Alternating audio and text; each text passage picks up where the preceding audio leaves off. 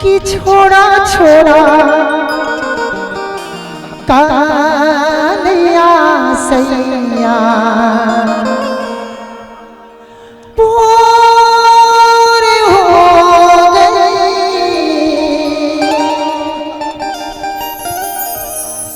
कि तन तमन्ना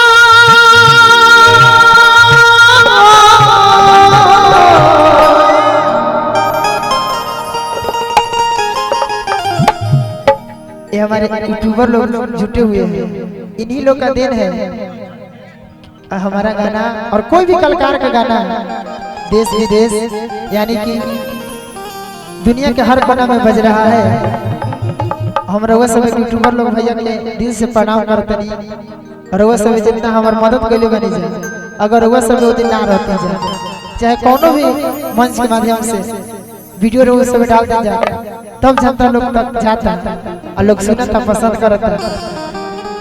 इससे हम रउआ सब के दिल से प्रणाम का ना ना ना ना वैसा बात नहीं के हम सपोर्ट कर हमारे पुष्पराना दीदी भी सपोर्ट कैल रउआ सब के देन बा कि कोई भी कलाकार छोटा कलाकार हो या बड़ा कलाकार हो हौसला बढ़ला और लोग सुनेला। नहीं तो यहाँ प्रोग्राम होता है, यहाँ का प्रोग्राम इतना ही लोग देखे, अगर रउआ सब चढ़ाई जा तो कहीं और लोग देखे। ऐसे कहते कि छोड़ा छोड़ा कालिया सैया पूरी हो गई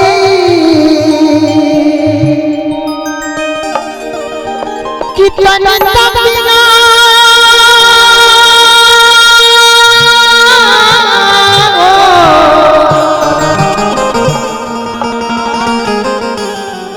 कितन तमन्ना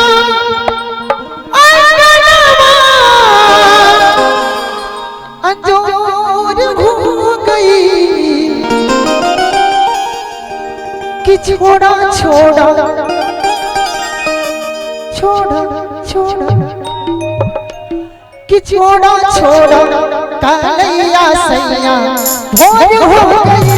छोड़ा छोड़ा कालिया सैया भोर हो गई।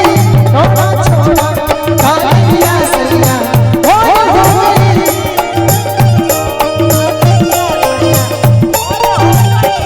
तक तक ना हो तक तक ना हो तक तक ना अंजर हो गई। छोड़ा छोड़ा छोड़ा छोड़ा छोड़ा छोड़ा छोड़ा छोड़ा छोड़ा कालिया सैया भोर हो गई। छोड़ा छोड़ा कालिया सैया भोर हो गई।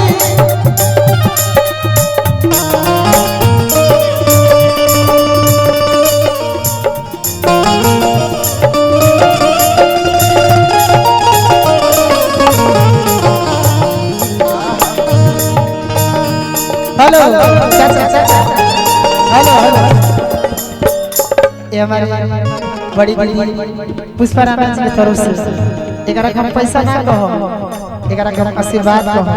और वो हमरा कितना आशीर्वाद दी कि रउआ अपना नाम कमाई आज जितना लोग असली गावत है वो सब के मुंह हमनी के बंद कर देबे।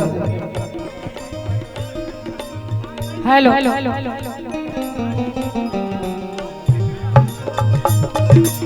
बस खाली 1-2 मिनट खातिर समय चाहिए।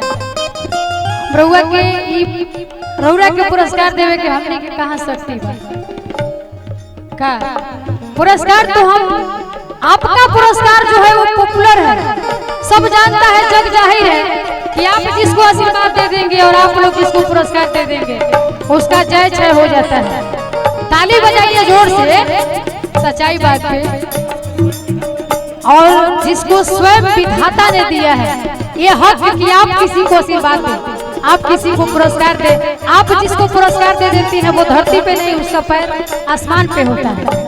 और आपसे हमारी एक रिक्वेस्ट है कि हम उस समय भी बोले गाते समय में कि आपके कंठ में जो सरस्वती विराजमान है, कल का तो हम अपना तारीफ सुनते थे, लेकिन आज हम खुद तारीफ करने पे मजबूर हो गए। माता रानी आपके एकदम रोवा रोवा में बसी हुई है, और आप अश्लीलता की बात कर रही हैं, तो अश्लीलता से तो हम दंग आ गए हैं, लेकिन हम चुप हैं। 100 गो चोर में एगो बिलाई हड़िया खटखटा दी तो सारा चोर भाग दी।